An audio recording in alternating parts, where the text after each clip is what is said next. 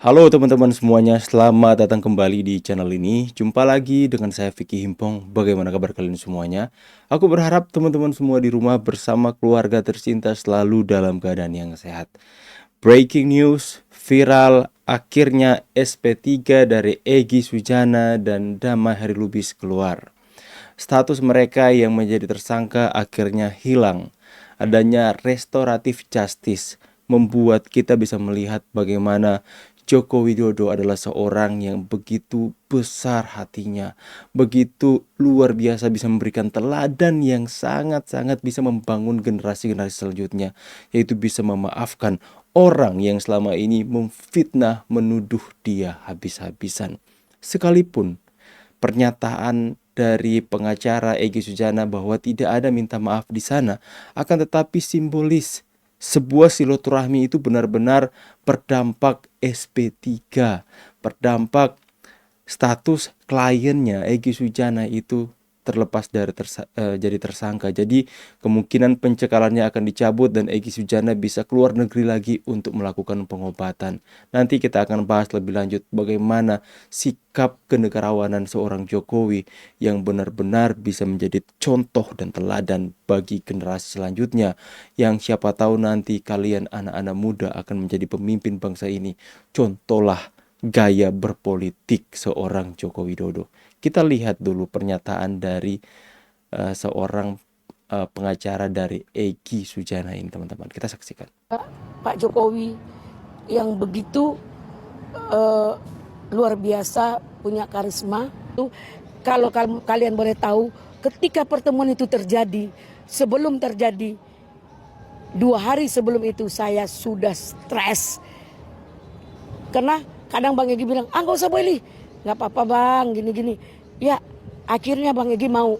Sampai di rumah Pak Jokowi, saya lebih stres lagi, takut nanti ini rame nggak nih. Katanya saya tidak minta maaf.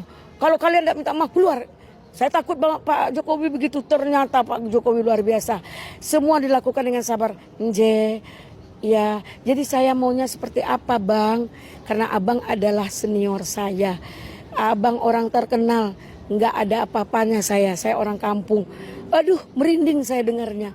Luar biasa, luar biasa, luar biasa. Allahu Akbar. Terima kasih.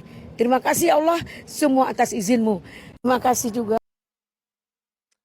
Ya, jika kalian mau lihat video lengkapnya, teman-teman bisa dilihat di akun YouTube Rasis, teman-teman. Itu pernyataan pertama bahwa Bu Ida ini, teman-teman, menunjukkan surat SP3 dari Polda Metro Jaya bahwa menyatakan bahwa Bang Egy sudah terbebas dari tersangkanya. Kalau nggak salah saya lihat, teman-teman ya. Di sini saya pengen nangis mendengarkan kesaksian dari pengacara Egy Sujana. Saya pengen nangis, teman-teman. Kenapa? Pak Jokowi ini terbuat apa dari hatimu? Hatimu terbuat dari apa, Pak? Saya sebenarnya ingin membahas topik ini bahwa ya adanya restoratif justice, teladan bagi generasi. Tapi kok ketika mendengarkan kesaksian dari Bu pengacara ini, teman-teman, saya tuh tiba-tiba hati saya langsung tergugah, tersentuh. Ketika pengacara ini ingin mempertemukan kliennya dengan Pak Jokowi karena perihal sakit yang dia alami, pencekalan sehingga dia tidak berobat ke luar negeri, itu menjadi sebuah concern bagi pengacaranya untuk saya ingin klien saya itu bisa berdamai dengan Pak Jokowi. Diusahakan, diupayakan. Awalnya karena mungkin gengsi dari kliennya Egy Sujana ini, dia menolak untuk bertemu dengan Pak Jokowi. Akan tetapi akhirnya mau dengan syarat saya tidak mau minta maaf, saya tidak mau minta maaf. Dan timbullah sebuah ketakutan ya bagi pengacaranya ini. Bagaimana nanti kalau misalnya sampai ke Pak Jokowi, kemudian Pak Jokowi bilang saya tidak mau untuk damai, kalian harus minta maaf terlebih dahulu. Dia berpikir seperti itu. Akan tetapi ketika dia sampai kepada Pak Jokowi di rumahnya, kita dengarkan sekali lagi apa yang disampaikan, teman-teman. Ini harus diulang. Kadang Bang Egy bilang, gak usah boleh, gak apa-apa Bang, gini-gini. Ya akhirnya Bang Egy mau. Sampai di rumah Pak Jokowi, saya lebih stres lagi, takut nanti ini rame nggak nih. Katanya saya tidak minta maaf. Kalau kalian tidak minta maaf keluar. Saya takut banget Pak Jokowi begitu. Ternyata Pak Jokowi luar biasa. Semua dilakukan dengan sabar. Nje, ya. Jadi saya maunya seperti apa Bang? Karena Abang adalah senior saya. Abang orang terkenal. Nggak ada apa-apanya saya. Saya orang kampung. Aduh, merinding saya dengarnya. Luar biasa. Bu, ibu hanya merinding. Saya pengen nangis, Bu. Membayangkan bagaimana Pak Jokowi memperlakukan orang yang selama ini memfitnah, menuduh dia melakukan sebuah kejahatan, manipulasi, sebuah data, pemalsuan ijazah dan sebagainya. Dan itu berlangsung dengan sangat lama. Kemudian mereka datang bersilaturahmi sebagai status seorang tersangka, tidak mau meminta maaf dengan alasan tidak mau minta maaf. Datang ke rumah Pak Jokowi. Pak Jokowi hadapi dengan sabar. Kemudian Pak Jokowi yang memberikan sebuah solusi ya dalam tanda kutip. Jadi Bang Egi, saya maunya seperti apa? Seharusnya kan itu permohonan dari mereka yang menjadi tersangka hari ini. Lantas hal yang membuat saya tersentuh adalah Pak Jokowi katakan seperti ini. Bang Egi maunya seperti apa? Bang Egi orang yang terkenal. Sedangkan saya orang biasa saja dari kampung di Solo.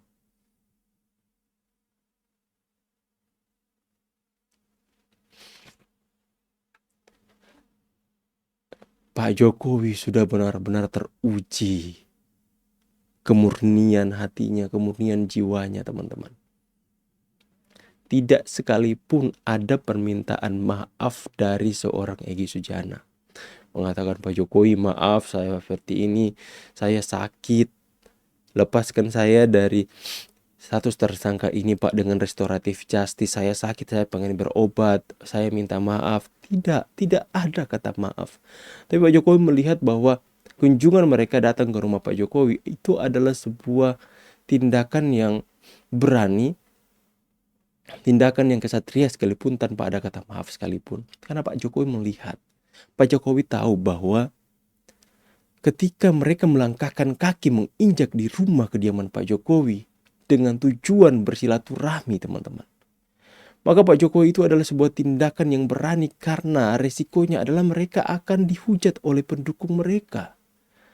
Mereka akan dikatai pengecut bagi mereka yang selama ini berjuang untuk menghancurkan Pak Jokowi dengan isu tuduhan ijazah palsu. Maka Pak Jokowi menghargai itu sekalipun selepas pulang dari sana ada fitnahan baru yang dibangun oleh mereka.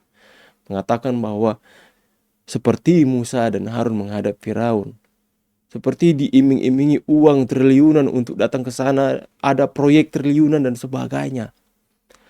Tetapi sekali Pak Jokowi memberikan maaf, itu akan berlanjut tanpa ada kata ditariknya.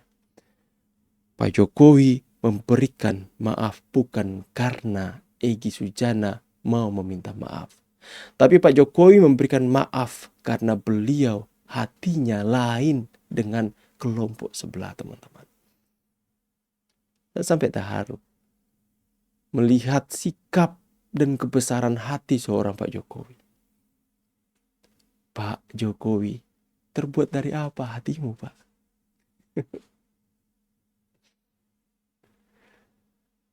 Saya mengatakan tidak semua pemimpin bisa seperti itu. Terlepas dari apa yang mereka katakan, mereka bangun hari ini, Pak Jokowi memainkan politik pecah belah. Apa yang dikatakan oleh Ahmad Kosinudin dalam beberapa stasiun TV.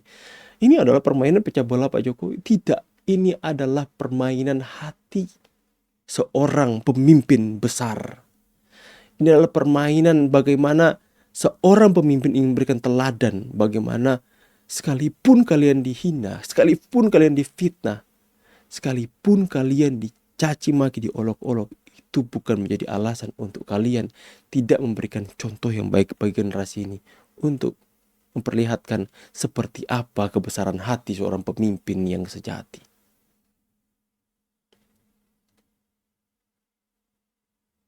Pak Jokowi, terbuat dari apa hatimu, Pak? Aku merinding sampaikan ini. Bahkan pengacara Egy Sujana saja ketika melihat sikap Pak Jokowi seperti itu merinding. Jadi Bang Egy maunya seperti apa? Bang Egy itu orang yang terkenal. Beda dengan saya, Bang. Saya hanya orang dari kampung, saya bukan siapa-siapa. Coba. Dia yang adalah Presiden ke-7 Republik Indonesia merendahkan dirinya serendah-rendahnya, menempatkan atau memposisikan dirinya jauh berada di atas orang yang selama ini menghina, memfitnah dia agar supaya apa? Tercipta kedamaian di sana, tercipta rekonsiliasi, tercipta yang namanya jalan keluar, jalan damai, sehingga hari ini jalan yang ditempuh itu membuahkan hasil, sekalipun ujung-ujungnya dia tetap difitnah, tapi restoratif justice tetap ditempuh. SP3 keluar, 2 orang yang sowan ke rumah Pak Jokowi. Dia menganggap adalah sebuah tindakan yang sangat harus dia hormati. Dan hari ini mereka terbebas, terlepas status mereka jadi tersangka. Saya harus belajar banyak dari seorang Jokowi. Bagaimana cara memaafkan orang lain. Tidak perlu kalian mengatakan diri kalian beragama. Tidak perlu kalian mengatakan kalian adalah orang beriman. Dengan kalian menunjukkan sikap atau sifat yang mulia seperti Jokowi, orang akan tahu kalian itu adalah orang yang takut akan Tuhan. Orang yang mampu untuk melakukan kebenaran firman Tuhan, kebenaran ajaran agamanya adalah orang yang patut untuk kita ikuti. Makanya kenapa YouTuber Nusantara, Vicky Himpong, mau mengikuti jejak Jokowi? Karena ada harapan di sana. Saya ada harapan ada seorang pemimpin yang bisa memberikan teladan yang baik untuk generasi selanjutnya. Pak Jokowi, terbuat dari apa hatimu, Pak?